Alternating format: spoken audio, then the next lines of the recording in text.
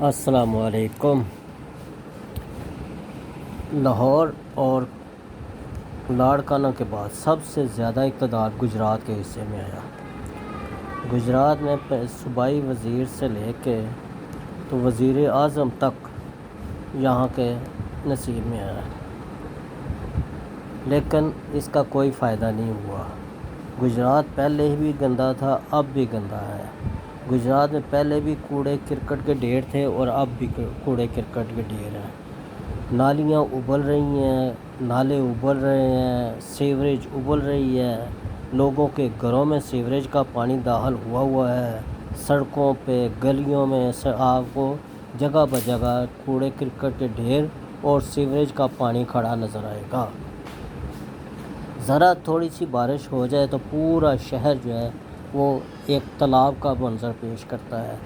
بچوں کو اسکول سے لانے لے جانے میں بہت دشواری ہوتی ہے۔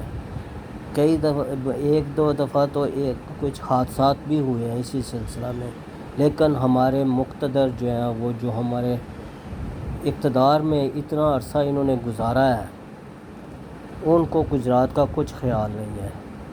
ان کو گجرات کے سیوریج کا مسئلہ کو حل کرنے کا کوئی منصوبہ ان کے پاس نہیں ہے، نہ ہی ان کو کوئی اس کا خیال ہے۔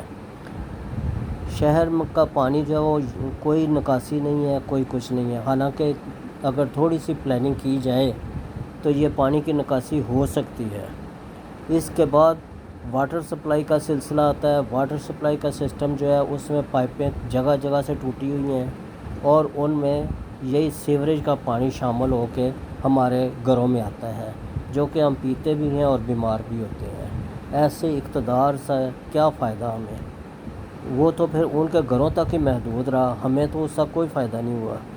خدا کے لیے ان مقتدر حضرات سے ہماری گزارش ہے کہ گجرات کے جو مین یہ مسائل ہیں ان کی طرف توجہ دیں۔ ڈویژن انہوں نے بنا دیا ہے گجرات کو، لیکن اس کا ہمیں کیا فائدہ؟ ہم تو اسی طرح اس گندگی میں زندگی گزار رہے ہیں، گندگی کے ڈھیروں پہ گزارا کر رہے ہیں۔ اور اس کے علاوہ گندگی کے ڈھیروں کے علاوہ یہ بھی ہے کہ آوارہ کتوں کی بہتات ہے۔ ہر جگہ 2-4 کتے بیٹھے ہوئے نظر آئیں گے۔ صبح سے واک کے لیے نکلو تو پریشانی، شام کو نکلو تو پریشانی۔ خدا کے لیے ان سے ہماری عرض ہے کہ گجرات کے ان مسائل کی طرف بھی توجہ دیں۔ مہربانی، بہت شکریہ۔